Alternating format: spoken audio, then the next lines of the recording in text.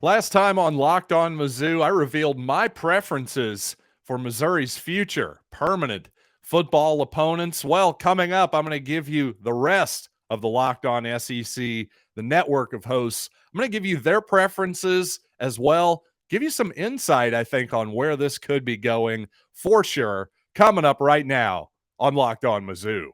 You are Locked On Mizzou, your daily podcast on the Missouri Tigers. Part of the Locked On Podcast Network. Your team every day.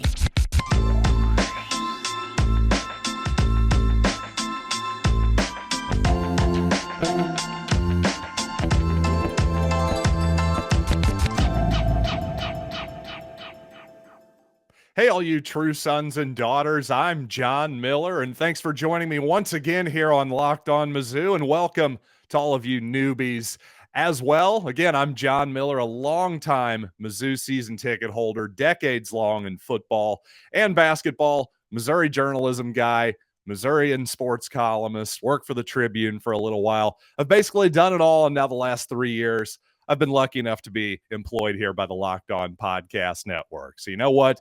If you're new, thanks for joining me. Thanks, as always, to all you longtime listeners for making this your first listen every day and telling a friend. We are free and available on all platforms. You know what? Again, last time I was here, it's been a couple weeks, so thanks for being patient, but I weighed in with my preferences for Missouri's future football opponents in the Southeastern Conference. I ended up settling on these three. I ended up settling on Vanderbilt, Arkansas, and Texas, with Oklahoma, quite honestly, being a really close fourth in my pecking order. Again, just my own personal pecking order. You might be surprised that I went with Texas over Oklahoma, considering how much more history the Tigers have with the Sooners. But to me, I just thought, considering the recruiting advantages that being involved with the state of Texas would gain Missouri on an annual basis. Plus, quite honestly, I just felt like Austin a better road trip than Norman, despite the obvious difference in distance there. Austin, to me, a fun place to visit. Never been to Norman, but regardless, probably even more interesting to see what the rest of the Locked On Network thought, because, well, you've got obviously the legacy SEC schools, plus the two new kids on the block who are coming around, Locked On Sooners, Locked On Longhorns. Well, they were represented in this discussion as well. And I gave you guys my preferences. And again, none of that's set in stone because, well, I'm starting to actually move more toward wanting to play the Sooners every year because John Williams, the Locked On Oklahoma coach, well, guess what? Missouri was among one of the three teams that he would like to play. Along with, by the way, Locked On South Carolina, their coach had Missouri in its top three as well. And the Locked On Razorbacks, well, they gave us a tie with Texas A&M for the final spot. So that's actually three teams that had Missouri in its preferences of its final three. That actually surprised me quite a bit and pleasantly surprised a little bit. I'm glad that there's some teams out there in the Southeastern Conference, even beyond Oklahoma and Texas, that, hey, have some at least feelings, positive and negative, I guess you could say. They want to beat us, and, well, they actually enjoy playing us. Whatever way you want to look at it, I have to say I was pleasantly surprised by that outcome. But when you take a step back and look at the full thing here, well, it ended up, again, this is based on the Locked On Network, how we tried to work this out the best we could between the 14 different hosts in this Twitter direct message thread. Well, it ended up Missouri was playing Vanderbilt, South Carolina, and Kentucky. And based on that, again, based on the Locked On exercise here, that was the only team left without a tier one, quote unquote, opponent. And for the purposes of this discussion, tier one means the top half of the conference. Essentially, there are 8 teams. If you include Oklahoma and Texas, it's pretty obvious who the other ones are, right? Georgia, Alabama, throw in LSU, Florida, Auburn, Tennessee, the big boys of the conference who frankly spend quite a bit more than the bottom half. Let's put it that way. So even though you might think, well, that doesn't sound like a very realistic scenario if Missouri doesn't have a tier one opponent. But if you actually look at the scuttlebutt around the conference, According to Sports Illustrated, there are actually several versions of permanent opponents floating around the league, and it appears one of those options is that those quote-unquote tier 1 or top 8 teams would play 2 of their 3 permanent opponents against each other, against fellow top 8 teams. So then on the other flip side, the bottom 8 would get 2 bottoms and 1 top tier, if you will. So this would help maybe balance out the schedule a little bit, maybe bring a little bit more parity into the SEC scheduling, at least in theory, right?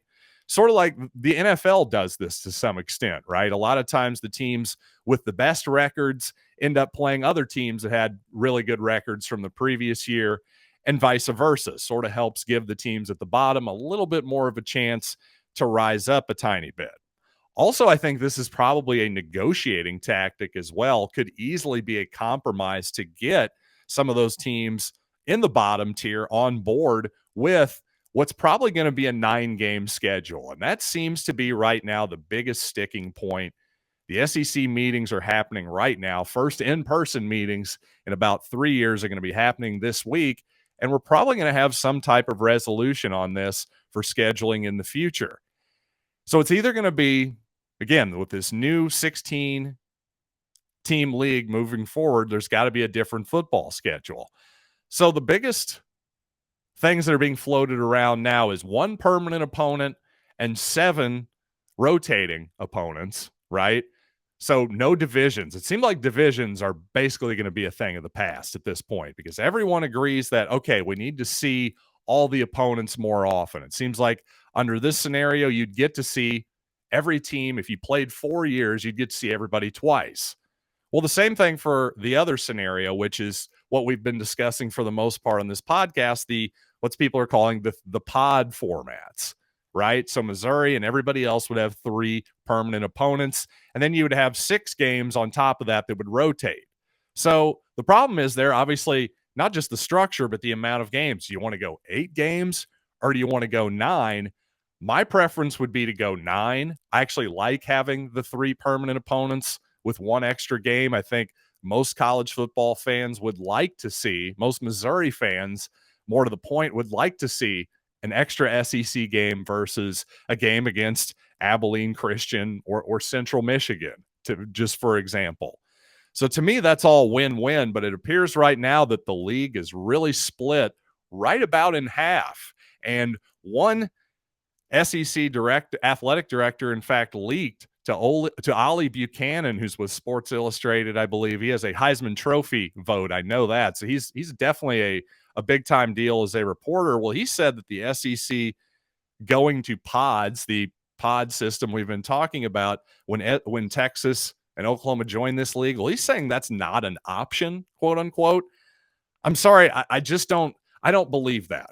I really don't. I believe Ollie's reporting. I believe that an athletic director said that. But to me, that's a guy talking his own book, trying to get out in front of whatever he thinks is going to be the decision and trying to basically speak something into existence. I can't believe that that's not an option. If from all the reporting that I've seen, the whole conference is basically split on which model they're going to go with. Is it going to be the 1+7, the 8-team model, or is it going to be the 3+6, the 9-game model that I would prefer? I just don't believe that it's, quote, not an option. I just think that's somebody trying to talk their own book and speak something into existence. But moving forward, this is going to be a big deal. No question about that. And like a lot of teams in the Southeastern Conference, Missouri has had a lot of guys transfer in and out this past offseason. How do they compare with the teams in the rest of the conference? And what number is really the one you should look at? Is it how many come in, how many go out? Well, let's think about all this moving forward. But first, I want to tell you that this episode is brought to you by Rock Auto. And with the ever-increasing numbers of makes and models of vehicles on the road these days, it's now literally impossible for any brick-and-mortar chain auto parts store to stock every car part you could possibly need, especially in a world where there's LXs and EXs and, by the way, EVs. That's right, electric vehicles all over the place too. Well, guess what? They have their own needs for car parts as well. Nobody can keep all this in their warehouse except for rockauto.com, which has a network of warehouses throughout the country. They can get you whatever you want, whenever you want, for a great price. Why choose to spend way more money for the exact same price that you can get online at Rock Auto? It's a family business serving us do-it-yourselfers for over 20 years. So go to rockauto.com right now, see all the parts available for your vehicle, and write Locked On in their How Did You Hear About Us box so they know we sent you. Amazing selection, reliably low prices, all the parts your car will ever need. rockauto.com.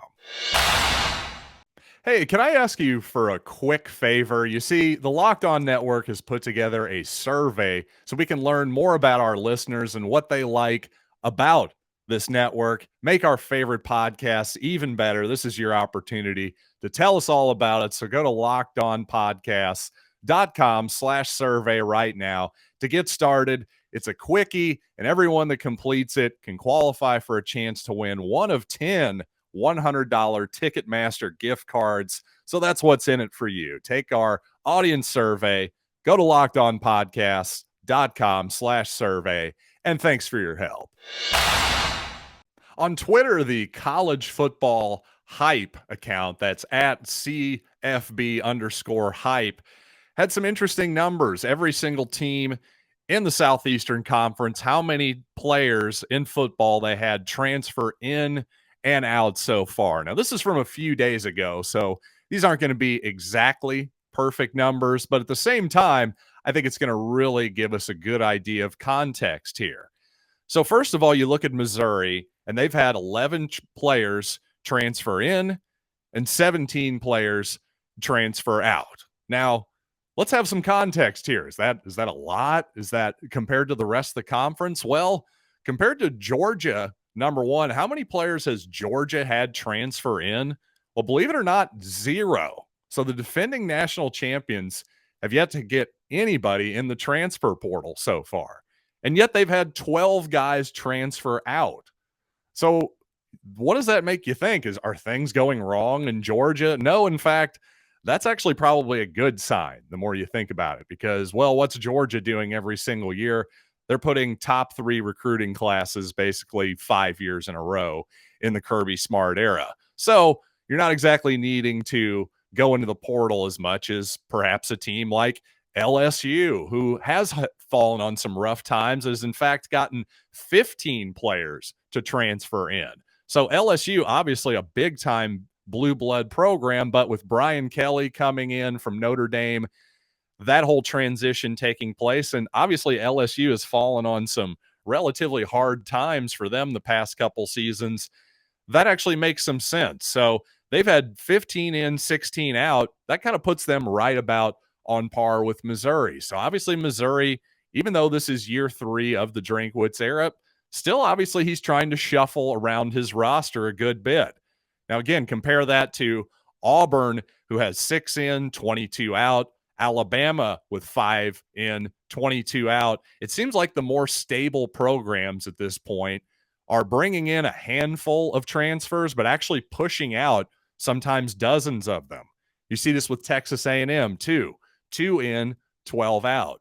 Tennessee, it seems like Josh Heupel's got that program on the right track. Well, they're taking 7 in and pushing 21 out.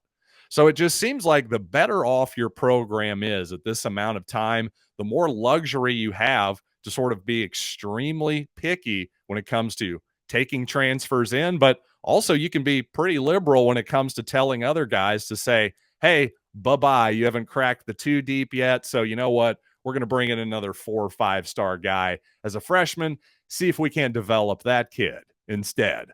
It all makes sense. It's all sort of part of the cruel new world of college football. Hey, guess what? This kind of stuff has been around for years. Guys secretly being told that, hey, maybe it wouldn't be the worst idea if you moved on for another opportunity. But now, in a world where there is the transfer portal, seemingly no consequences to transferring, whether you like it or not, I think the reality is, well, there's going to be a reaction by coaches and programs as well. Their loyalty is going to start to dwindle quite a bit. And, well, I think you're seeing it. Maybe there never was any loyalty, but boy, that has been laid bare at this moment in time. Bottom line is the trend is, in fact, if you look at the entire Southeastern Conference, including Vanderbilt, well, everyone actually had more players transfer out than they had transfer in. And only LSU and Missouri were particularly close, to be honest with you. I guess Florida with 7 in and 12 out was fairly close too. But the rest of the conference, for the most part, it was 2-1, sometimes 4-1 in terms of guys coming in versus leaving. So apparently everybody wants to play in the SEC. That's one thing I've figured out. And coming up, there is some Missouri basketball news that we've missed and failed to cover the last couple weeks while I have been absent. But you know what? One of them involves a former Missouri player. His landing spot, well, actually kind of confirmed that Cuonzo Martin did something right at Missouri. But you know what? First, I want to tell you about Bet Online, where, of course, currently the Golden State Warriors are slight favorites over the Boston Celtics to win the NBA championship. And that's probably where I would put it as well. I think I would favor the Warriors, but I'm surprised by how much it seems like the general public is heavily favoring the Warriors over the Celtics. I got to say, that surprises me a bit, mostly because it's not as though the Warriors have proven to be absolute world beaters in the playoffs. Have we already forgotten that they were down, I believe, 50 plus points against the Ja Morant-less Grizzlies at one point? So anyway, I just think Boston matches up well. They've played well in Oakland / San Francisco the last few years. But anyway, regardless, you may not be into the NBA. Maybe it's baseball's your thing. Maybe it's fighting. Maybe it's even next season's NFL futures. Well, regardless, Bet Online has you covered. They're your continual source for all your sports wagering info, from live betting, the playoffs, esports, even more. So head to the website today. It's betonline.net, where the game starts. Well, after what was seemingly a long pursuit by all the big-time basketball programs in the country, at least according to former Missouri and LSU guard Xavier Pinson, well, it turns out X is going to be taking his talents and his Instagram account to, wait for it, New Mexico State. So, interesting. So for all the people who are having a lot of consternation, not only this past offseason, but in particular the previous offseason, where it was said, of course, Cuonzo Martin, the guy got a lot of criticism during his time at Missouri. Some of it obviously very fair, but I think the least fair bit of criticism, especially with the benefit of 2020 hindsight, is that Cuonzo Martin did anything wrong with Xavier Pinson. And I got to say, even at the time, I was questioning, saying, you know what, X, you get the ball all the time. It's constantly in your hands. Drew Smith moved off the ball in order to accommodate you. You have one of the highest usage rates in the entire conference, and you're transferring. The coach is the problem. I had to question what exactly Xavier Pinson wanted out of his basketball career. And, well, apparently he burned bridges with another coach in the SEC, Will Wade, although he was obviously let go from LSU. Clearly, he had gotten tired of the Xavier Pinson experience by the end of the season. But regardless, Pinson ends up with possibly being new teammates with another former Missouri guard, Mario McKinney, down at New Mexico State. Also in transfer portal news, former Missouri commit Christian Jones committed to Illinois Chicago. And you know what? Just along with all the other guys who were on the team last year from Missouri entered the transfer portal. With the exception of Trevin Brazil, none of these guys seem to have upgraded their programs, at least not in terms of, hey, SEC, they're a high major conference, right? Well, Anton Brookshire ends up at Iona. Dejuan Gordon also ended up at New Mexico State, by the way. Javon Pickett to SLU, Amari Davis, Wright State, Jordan Wilmore, Northwestern State. Boogie Coleman ended up transferring back to Ball State, where he came from. And I still haven't seen where Yaya Keita and Sean Duru Gordon have ended up at this point. But again, only one of those guys seems to have transferred up So far, so good, just in terms of it does seem like this roster should overall be upgraded for next season. By the way, Kobe Brown put out on his Instagram account that he's officially coming back next season. Never really felt like that was in question, but Kobe put it out there anyway. Give us a little bit of news to talk about, right? Thank you very much, Cobes. But again, I think if Missouri could have somehow gotten Jamarian Sharp, and all indications are that the Missouri staff really expected that to happen and were caught completely flat-footed and off guard when the 7'5" center leading shot blocker in the country from last season, we decided to come back to Western Kentucky, opted not to transfer anywhere. Well, the Missouri staff was really surprised by that. And I think if they would have gotten that kid, well, suddenly the ceiling for that team would have been fairly high, just because I think the ceiling for that defense was top 10, top 15, certainly top 25 overall. And when you do that, hey, you got a real good chance to make the tournament. In fact, if you're that good defensively, you're almost always going to make the NCAA tournament. However, without Sharp in the fold, now Missouri kind of scrambling to try to find some kind of true center, true rim protector. I just don't see the ceiling being that high. A tournament seems like a real long shot. But at the same time, I think the team will probably be better than it was last season, because hopefully we'll have at least some kind of an identity. Hopefully Dennis Gates will come in and be able to put his stamp on the program, get his kind of players in there. I'm not expecting any kind of miracles next season, but I bet the Tigers are better than they were last year. So with all that being said, thanks again for making Locked On Mizzou your first listen today. Now make your second listen Locked On NBA Big Board podcasts with Rafael Barlow, Richard Stamen, Sam Ferris, and more. They give you fans an in-depth look into the biggest prospects, the latest player rankings, and of course, big boards. Oh yeah. Follow Locked On NBA Big Board every day on the Odyssey app, YouTube, or wherever you get finer podcasts. So until next time, I'm John Miller, and thanks for listening to Locked On Mizzou.